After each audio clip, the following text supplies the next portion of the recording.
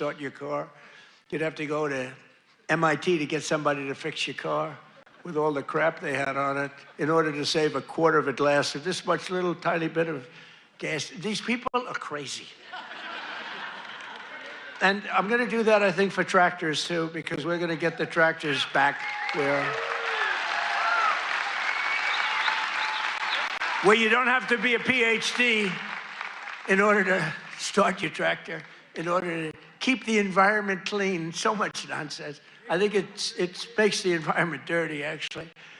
And very importantly, on day one, I kept my promise to the people of Iowa and abolished the insane electric vehicle mandate, which would have obligated you to go out and buy an electric car, but it would have obliterated a thing called ethanol. Do you like ethanol? Is it big? A lot of people are asking me about ethanol. I don't know. Do you want me to do something with ethanol? Maybe. After years of the United States getting ripped off by other countries on trade, I'm standing up for the workers and the farmers of our country like no other president has ever done. No other president has done this. I mean, no other president has done this. I could have had a nice, easy presidency. I'd probably have this little piece of ear back, you know? Could have it, and I wouldn't have to listen to lunatics like this up there. I wouldn't have to listen, and then nice.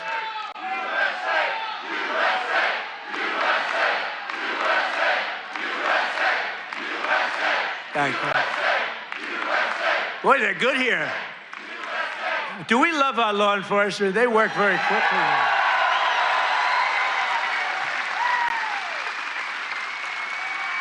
But under Sleepy Joe, we had the largest trade deficit in world history. But in 1 year, I've slashed our gaping trade deficit by a staggering 77%. How about that? What about that? That's pretty good, right? 77. Nobody's ever seen that. You know, if you slash your trade deficit by 1%, you're like a genius. They say, oh, he's very electable. He's not so electable. I did 77.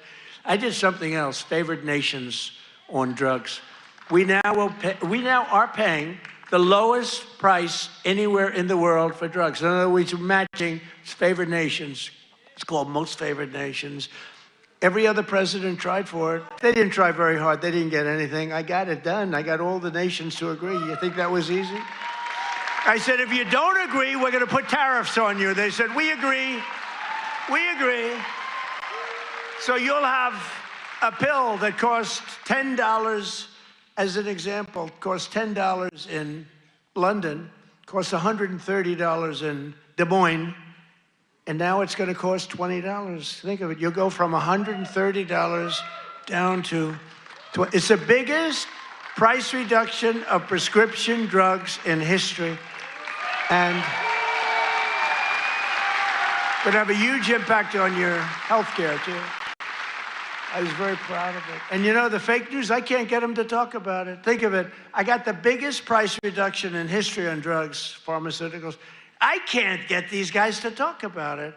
It was page like 22 in the New York Times, a little story. I just got the biggest, I can't believe it. If a Democrat got a half a point down, this is like hundreds of, depending on the way you want to calculate it, you could say it's an 80% reduction, or you could say it's 1,000% reduction. You could say whatever you want, but it's the biggest reduction in history by many, many times. I did something because we were subsidizing the entire world. We were paying 10 times, in many cases, more money than the rest of the world. And I said it wasn't fair, and I got it done. And everyone said you can't. They said, you'll never get other countries to agree. They said, yeah. I said, yes, I will. They said, you'll never get the other countries to agree. I got the drug companies. That was not easy, I want to tell you, but that was not so bad. But they even told me, we'll agree to it, but you'll never get the other countries. I said, 100% I will. Why wouldn't I get them? And I called Macron of France. I said, you got to double the price of your drugs. He said, no, no, no, I will not do that. What was the story with his glasses the other day? What the hell was that all about? But anyway, but I got them all. I don't want to go into a long story. Bottom line, I said, I'm going to increase tariffs by 25. I'm going to charge you 25% tariff if you don't do it. They said, we will do it. Why don't you ask? We'd love to do it. So I got something done that no other president could have gotten done, and no other president, I don't even think they tried. You want to know the truth? You think Biden was thinking about it? He just was thinking about how the hell to get off the stage. Remember, the guy could never find it. You have so many ways. You can jump off the front if it really gets... You got stairs all over the place. The guy could never find his way off the stage. This was not a good sign. But I've made new fair trade deals with countries covering half of all U.S. trade.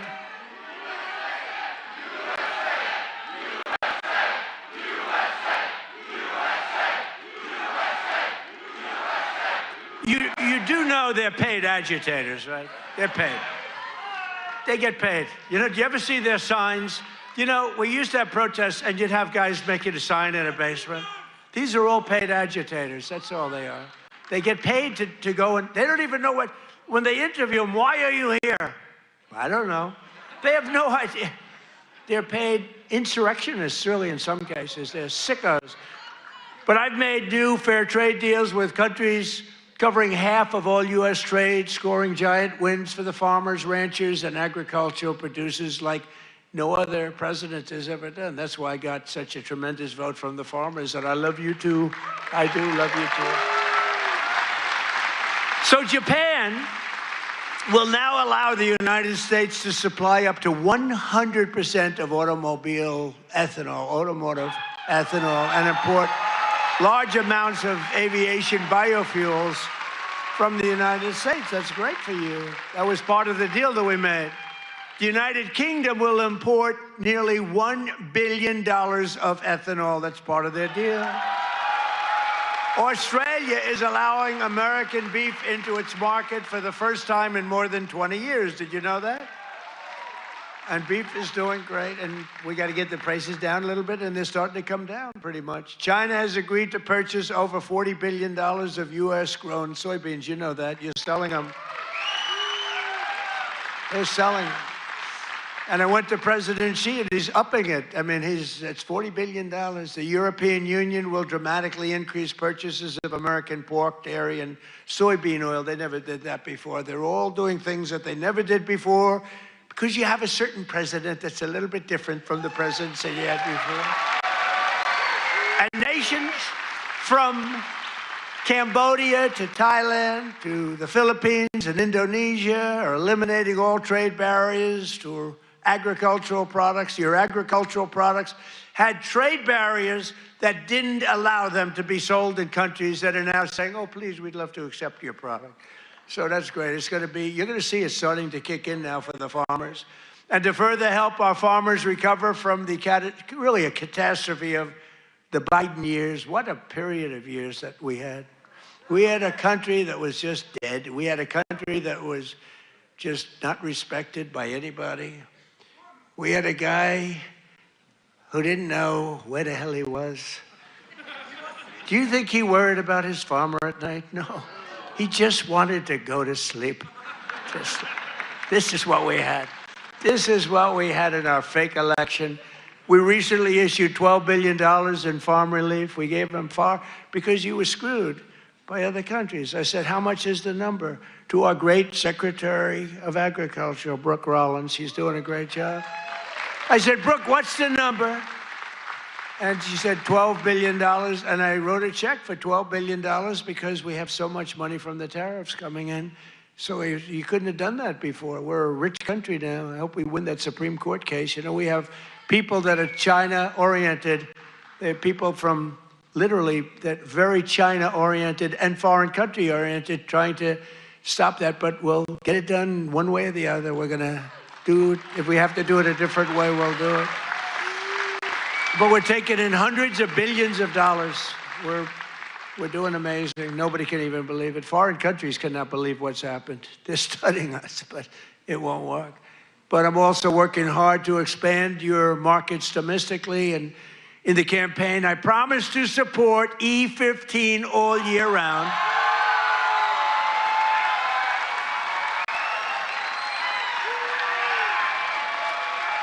Yes. Should I do it, Kaufman? Should I do it? I did. I promised E15 all year round if I get elected. And I want to let you know, and we'll start right now. I was going to put out a statement a week ago. I said, hold it. I'm coming to Iowa to make a speech. I'm not going to put out a truth. I want to be there in person to tell them, the people of Iowa, to know that I am trusting Speaker Mike Johnson, who's great, and Leader John Thune, who's great. That's House and Senate. To find a deal that works, we've got it. For farmers, consumers, and refiners, including small and mid-sized refiners. In other words, to get E15 approved, and they're working on it. They're very close to getting it done. So I just wanted to let you know that. Yeah? Okay?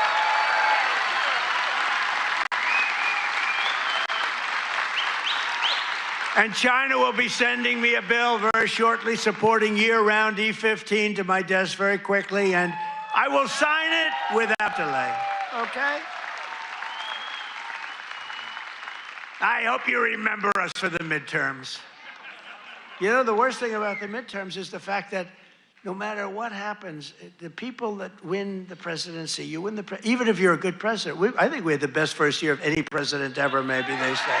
But even if you have it great, it's like in the last 50 years, they've won it twice. Can you believe it? If something happens, there's a screw turns with the voters. So even if it's a Democrat or Republican, whoever wins the presidency has a hard time with the midterm. If we lose the midterms, you'll lose so many of the things that we're talking about, so many of the assets that we're talking about, so many of the tax cuts that we're talking about. And it would lead to very bad things. We got to win the midterms. I mean, I'm here because I love Iowa, but I'm here because we're starting the campaign to win the midterms. We got to win the midterms. That means Senate, and it means House. Got to win them. It's crazy. You know, you think it would be like a 50-50 deal or something. It's like, for some reason, and this is Democrat too. Democrat wins the presidency. For some reason, they lose the midterms. Now, maybe they don't campaign as hard because they've I don't know, but I campaign hard. We got to win the midterms. So remember that you got to get out and you got to vote. The midterms are very important. We're gonna really work hard on winning the midterms. We have great candidates. Again, Senate and House. We have great candidates. We got to win them. And we have candidates that rule with common sense, not this craziness. You know, we're not going to be supporting transgender for all, men and women's sports, open borders, open borders. The worst is open borders because, you know, I take care of things and, you know, inflation I had to beat very quickly and all, but this open border thing, you know, it's a lot of work. You're taking criminals in that they allowed into our country where the jails are opened up. Remember the jails, the prisons all over, from all over the world, they're opened up. The Congo, all over South America, Venezuela, they opened up their jails. We got to get them out. I mean, it's really, really, we can never forget what that group of morons did to this country. We can never forget. And we've got to win the midterms. That's why we've got to win the midterms. As we bring trillions of dollars pouring into our country from overseas, we're also making America affordable again, a problem caused totally by the crooked Joe Biden administration. I mean, you know, I inherited this problem. They say, prices are too high. I just took over. They said, I'll never forget, I come here, I'm in 3 days, I have a news conference 3 days into my administration. What about the price of eggs? They've gone up like 5 times more. I said, I just got here. I didn't know about it. I'm sorry. And we got eggs down very quickly, remember? But I was standing there. I'm so happy. I just won. I thought the press was going to be so nice. And some lunatic right there, actually. What about the price of eggs? Eggs have gone up. I said, oh, tell me, give me a little, because I don't know. I just got here. I'm sorry. But I fixed it. Now I fixed it pretty much all, but it's going to go down even further. No, but they caused the problem. And then they came up, you know, it's a word that they came up with, affordability. Every time you hear the word, remember, they're the ones that caused the problem. And first time you heard about it was like a few months ago. This election's all about affordability. Well, they're the ones that caused the problem. But nobody knows that. You know, people forget. So they say, oh, affordability, let's vote for the Democrats. It's no, affordability. They caused tremendous price increases.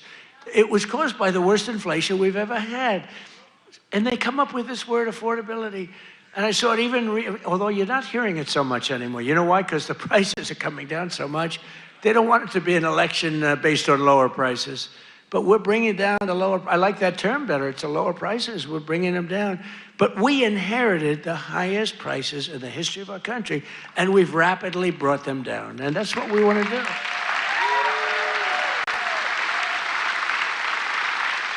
Did you ever see them where they're being interviewed? This will be an election on affordability. And I say that, but they never talk about it after. That's all they say. They just say affordability, but they never do anything, Mr. Chairman, right? They never say, they don't talk about what do they mean. So everyone says, you know, look, you people are doing a lot of things. You're not into politics that much, although you like it, you like Trump, but you're not into politics. But you're not going to go back and examine. All you know is, oh, therefore, I guess that means they did a good job.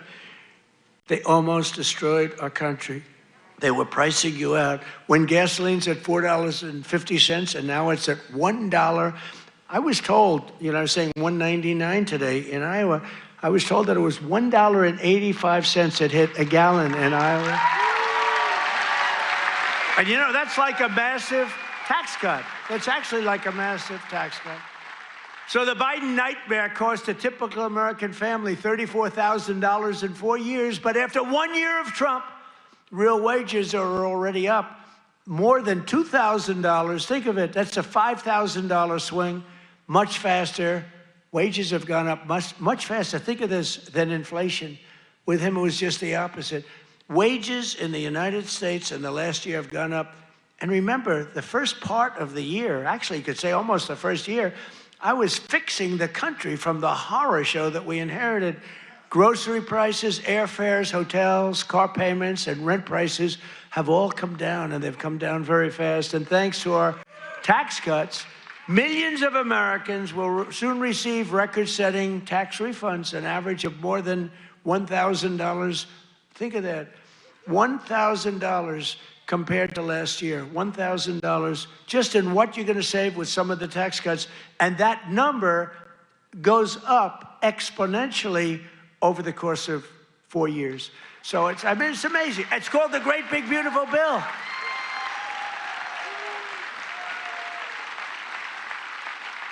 You know, one other thing that you get that's I thought was so great. I came up with it. You know, very rich people get deductions. Middle income people don't get deductions. They never had to. I said, why is it that when a rich person buys something, they get a deduction on interest, but when somebody that's working like hell, they don't get it if they want to buy a car? And I said, why can't somebody buying a car in America, only if it's made in America, if it's made in some other country, we have no interest. So I got it approved in the Great Big Beautiful Bill. You get a full tax deduction against your income tax. You get a full tax deduction. Think of it, if you purchase a car in America, if you borrow money, the interest that you're paying on that borrowed money is a full deduction for your tax purposes. And that's a tremendous deal. And you know what? It's also great for the car companies, because the car companies are going to be making a lot more cars that they couldn't believe it. And I got it passed. So just remember me as you take those deductions, please. The king of deductions. No, but it was always unfair the way a lot of people got treated. You take that deduction. One of those who will be seeing a big benefit thanks to our tax cuts is Erica Perltel. Where's Erica? Is she here? Erica? Where is Erica? Right here. Right over here. Where is she? Oh, she's so beautiful. I'm not allowed to say that anymore. If I say a woman is beautiful, that's the end of your political career, you know? But she is beautiful. How are you? Congratulations. What a good story. She's the general manager at Whiskey River Bar in Ankeny, Iowa, which, as you know, I visited strongly a couple of times in the campaign. And Erica has been able to hire many new employees, and they're each going to be taking home thousands and thousands of dollars extra because of the no tax on tips. And She's got a lot more people wanting to work for her, too, because of that. No tax on tips. That's just one of many. How's that working out, Erica? Good? You want to come up and say a few words? Come on up, Erica. You want to come on up? And while she's coming up, also with us is Judy Waldron from Davenport. Judy works part-time as a bartender, and her husband, Chris, is an electrician who works hours on overtime each week. Their family is going to save thousands of dollars on no tax on overtime and no tax on tips, which they'll use to prepare for retirement. And I want to thank you, Judy. Where's Judy? Come here. Where's Judy? Come on up, Judy. Get up here. Come on up. They're totally unprepared for this, but what the hell, right? Say a few words. Thank you. Thank you. Thank you, President Trump. No tax on tips is huge for everyone in the service industry. Thank you very much. Thank you very much. Congratulations. Thank you.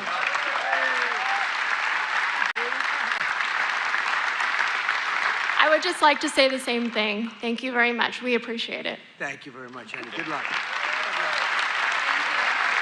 Thank you, guys.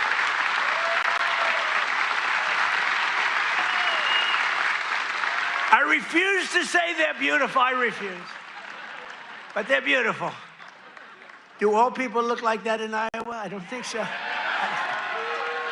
Thank you both. Congratulations, too. Great. That's great. We're not supposed to come up, but I looked at both of them and I said, get up here. We're also pleased to be joined by Governor Kim Reynolds. Kim, thank you. Thank you. Thank you, Kim. Great. A man who's become a real star, Treasury Secretary Scott Bessent. Scott. He's become a star. He's done a real job. He knows his business. And he's a big cutter. He cuts a lot of things. Small Business Administrator, another real star, Kelly Loeffler. Kelly, thank you, Kelly. Thanks, Kelly. Great person. Those are great people. Also with us are Representatives Ashley Hinson. These are people running for office. We have to vote them. Randy Feenstra, Marionette Miller Meeks, and Zach Nunn. I want to thank you. Thank you. Thank you. And I want to tell you that they're all great and they're all running and they should be in good shape, but you got to get out and vote. Got to get out and vote. Iowa Attorney General Brenna Bird. Where's Brenna? Hi, Brenna. Boy, she was early to endorse me. She was so early. We appreciate it. We'll never forget that. That was great. Thanks a lot, Brenna. And you're doing well. I hear you're doing great, right? Thank you. She's running again. You got to vote for her. State House Majority Leader Bobby Kaufman. Bobby. Guys, you gotta move her there. Thank you, Bobby. Great job. Great family. Former State Senate President Leader. Now, I have to tell you about this guy. He endorsed me, the first person in the entire United States of America. It was a year before I even knew I was running, he endorsed me. He endorsed me because he thought I would be good. I wasn't even thinking about running. He was so early. He was the first person in the United States, before my wife, before my kids. State Senate President. He's a Marlboro man. He looks like the Brad Zahn. Where's Brad? Where are you, Brad? Come on up here. Get up here, Brad. And State Representatives Heather Hora, Derek Wolf, Brooke Bowden, and many other wonderful members of the Iowa State House. I want to thank you all for being here. Brad, you got to say, look at this guy. Can you talk, Brad?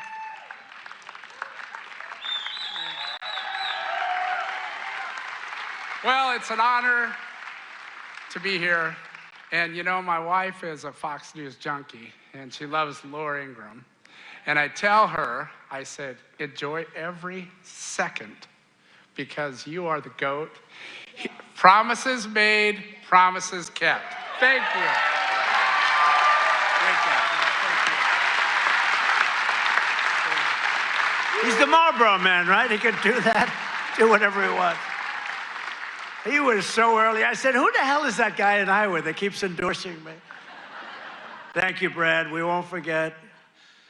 The Trump administration has done more in 12 months than most administrations achieve in 4 years or 8 years. We've done a lot. I've recently introduced my plan to repair the damage of the Unaffordable Care Act, the worst disaster, which now costs many families more than a mortgage. If you look, the number came out, it's a bigger cost than a mortgage, and it's bad health care. Obamacare was created to make insurance companies rich with government subsidies. I want all that money that gets paid to the insurance companies to get paid directly to the people. That's all I want. So that you can buy better health care at a lower cost.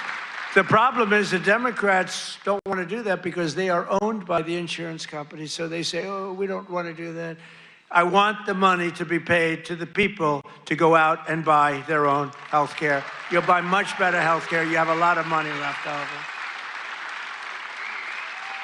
And I'm also making it a lot easier to buy a thing called a house, the American dream. Last week, I signed an executive order to ban Wall Street and large institutional investors from buying up all the single-family homes in America. Because we don't want America to become a nation of renters, and that's what they forced happen. I mean, you have these companies, they own 5,000 houses, 20,000. One has hundreds of thousands of houses. We don't want that. We want people to be able to buy houses. At the same time, I want to keep the value of the house very high of those people who already own a house. We're not forgetting about them because they don't necessarily match those two things. You know, we get the prices down. Well, what does that do? Very important to me, more important to me, is, you know, people have become rich by owning their home. We're going to keep them nice and rich. Is that okay? You know, nobody, I'll bet you've never heard that before, right? But people own a home, and for the first time, their home, it's a certain, we're not going to bring that price down. I want to say, let them be rich. But we're strengthening Fannie Mae and Freddie Mac that you've heard about, and in the last 12 months, those institutions have supported over 22,000 Iowa families in purchasing or refinancing and saved over 3,000 Iowa families from losing their homes.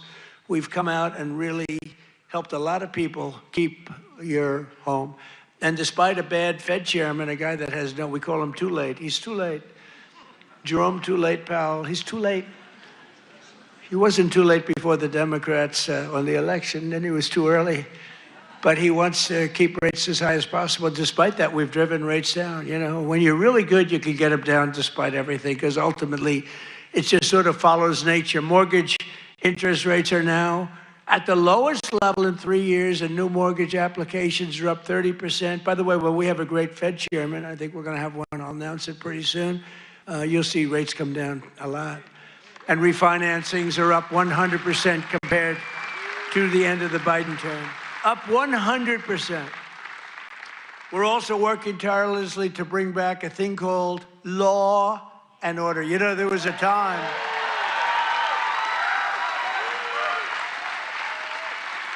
So there was a time that you weren't allowed to use the words law and order. I like that guy. You weren't allowed to use the term law and order. You weren't allowed to use the term Christmas. Merry Christmas, everybody, right? Remember that 2016? I ran on, we're going to bring back Christmas. We did. Now they're afraid to suggest it, but we brought that back. But law and order, we need law and order. And we have the lowest crime rate now in the history of our country. That's good, but we'll do even better.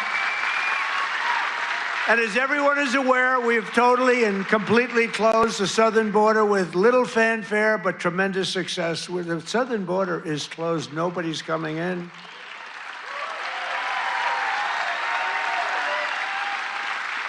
That's right, nobody is able to come into our country except for those that come in legally. We want to have people come in legally. We need people to come in legally, but they have to show that they can love our country, not hate our country.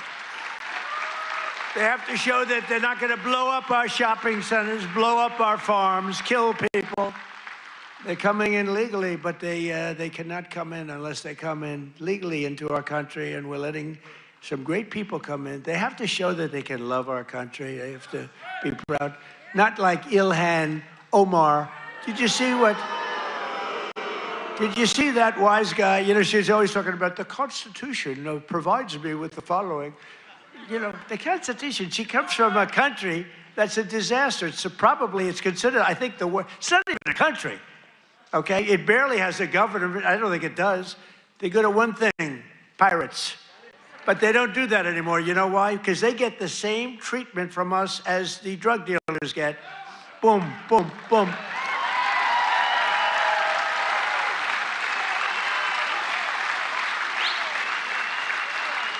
I don't care what ship they're attacking. When they attack, when we say them going in, ping, that's the end of that.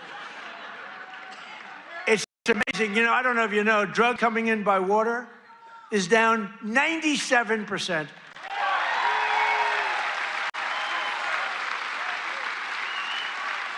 And we're trying to find out who the other 3% is because we consider them the bravest people in the world.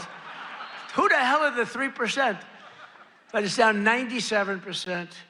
And now we're taking them down on the land. The land is much easier than the sea. You had to do the sea first, but the sea is done. We haven't exactly helped the luxury fishing business, I would say. Would you like to go fishing? No, thank you. I'd rather. Let's go deep sea fishing today. Let's go on a little boat, deep sea fishing. Sorry about that. But it's down 97%. We've done a job. I'll tell you, we've made our country respected again. The greatest military, we have the greatest military in the world. You know, I rebuilt our military in our first term, and we have the greatest military in the world. So you read much about Minnesota, where, unbeknownst to the public, we have brought down crime very substantially in Minnesota. We've taken out thousands of hard criminals, hardened, vicious, horrible criminals. You don't read about things like Washington, D.C., where there is virtually no crime, and it was horrible a year and a half ago. Memphis, Tennessee, which was a real disaster, and now it's down. Crime has dropped by 78% in the last 2 months. New Orleans, Louisiana, I was asked by the governor of Louisiana to help them with New Orleans. It was a disaster, and crime is down 54% in about 3 weeks. You don't read about that. And we've done all of this by taking thousands of criminals out of these states. We took over 2,000 people out of Washington, D.C. These were criminals. You know, if you remember, about 2% of the population, it's a very simple business. 2% of the population causes 90% of the crime. So when you start decimating that 2%, boom, that's why we have the, it's an amazing number when you think. It's just crime over and over and over. 2% creates 90% of the crime. Isn't that amazing? It's not that complicated, is it? In 1 year, we've achieved the largest drop in the murder rate in the history of our country. Drug overdose deaths are down by 21%, the largest drop ever recorded. We got to do better than that. And I've designated the drug cartels as foreign terrorist organizations. Big deal. And despite the strong efforts of the fake news media, we are starting to see the historic success reflected in tremendous polls. We have great polls. In last week's Rasmussen poll, we're leading among Hispanic voters. We're leading by a lot. Nobody's ever seen a Republican lead among Hispanic voters. You know, Hispanic voters don't want crime. People don't realize that. Hispanic voters want strong borders because they know what's coming in and they don't want them. They're great. They've been great. We did so great in the election with Hispanic voters. We did so great with black men. We did so great with white everything. In yesterday's RMG poll, a clear majority of Americans support our deportation policies by a margin of 10%. Now, I don't know why 10%, because I don't think it's even, I mean, wouldn't you say like 100%? Who the hell would be against? Maybe somebody that hates our country. In a recent Harvard-Harris poll found that 80% of Americans support our unprecedented operation to deport criminal aliens. In other words, 80%, that's more like it, of the people support our operation to remove really dangerous, bad people out of our country.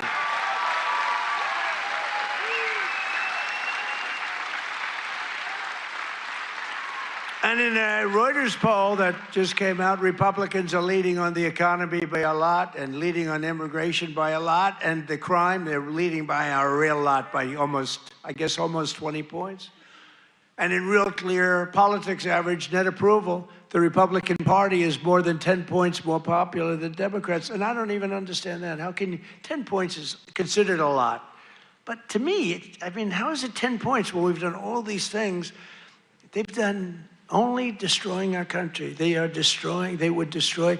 I'm telling you, if Kamala won, or any of them, I think Gavin Newsom is worse because, I mean, he's destroyed California. If they won, if they win, that group, that ideology wins, you will be Venezuela on steroids. And I've said it for years. And you know what? They will destroy our country. The country would have been destroyed already. We're fully rebuilding the U.S. military with more than $1 trillion we're spending on the military. And in June, we obliterated Iran's nuclear capacity in Operation Midnight Hammer. You saw that. People have been waiting for 22 years to do that, and we were right at the end. They were about a month away from having a nuclear weapon. We had to do it. And by the way, there's another beautiful armada floating beautifully toward Iran right now. So we'll see. I hope they make a deal. I hope they make a deal. They should have made a deal the first time they'd have a country. And just weeks ago, at a spectacular operation in Venezuela, we brought the outlaw dictator Nicolas Maduro to face American justice.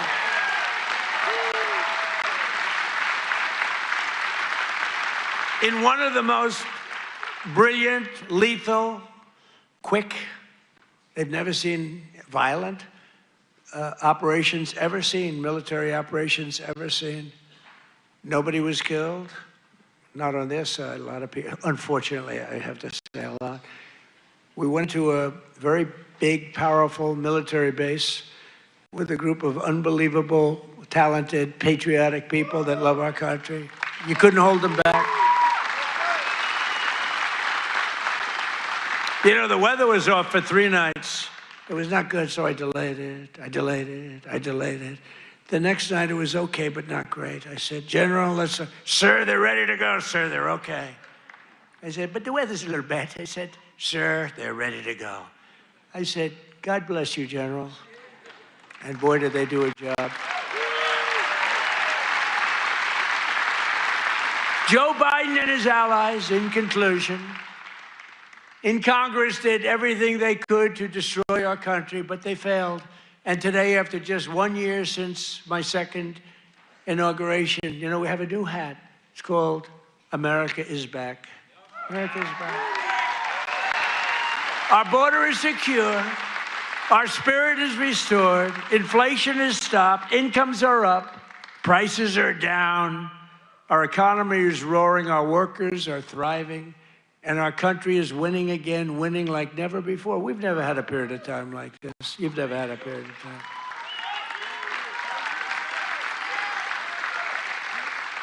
I just left a great group of people from Iowa, and half of them were crying as they talked to me. I don't think they were crying because I'm doing a bad job. You know, in theory, you'd cry if you do a bad. They were crying because I've done a good job. Sir, they said, sir, you've brought our country back. Crying. One woman was fantastic. She grabbed me and she put her head right there, and her tears are pouring over my beautiful suit. I figured I'd get it. And I checked it out, and there was a lot of makeup all over. I said, what the hell am I going to do? I got to get myself in trouble. No, but she was crying, and I said, don't cry. Be happy. Be happy. With the help of the incredible people of Iowa, we're repairing 4 long years of disaster and decline, and we're beginning what will be known as the greatest years in the history of our country. I believe that, too.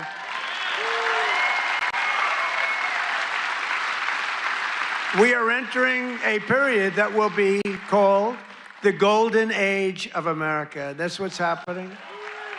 So together with all of you, and you were with me from the beginning, all 3 times we won by a lot. I don't know if you remember, but before I got involved, this was really a Democrat state. You know that. I don't want to bring it up. And then I came along, and it wasn't a Democrat very long, and our great chairman did such a good job. Boy, oh boy, oh boy, you could do anything. I've offered him, come to Washington, take any position. But he likes it. He just doesn't want to leave. I think you just want to stay in Iowa. I don't blame you. But you are fantastic. But we've won all 3 times by a lot. But this until we came along, this used to be a Democrat state, and then we turned it. Barack Hussein Obama, have you heard of him? He won both times, didn't he win both? He won twice, you know. Barack Hussein Obama, wonderful president, really brought people together, didn't he? But Barack Obama won twice, you know, and so everyone said, well, Iowa, you know, they had this down as not winnable, and we won in a landslide. 3 times we won in a landslide. So. Together with all of you, the citizens from all across this incredible, beautiful land, we will make America powerful again. Oh, we've done it. We will make America wealthy again. We will make America healthy again. That's happening. We will make America strong again. We will make America proud again. We will make America safe again. And most importantly, we will make America great again. Thank you, Iowa. Thank you. Thank you.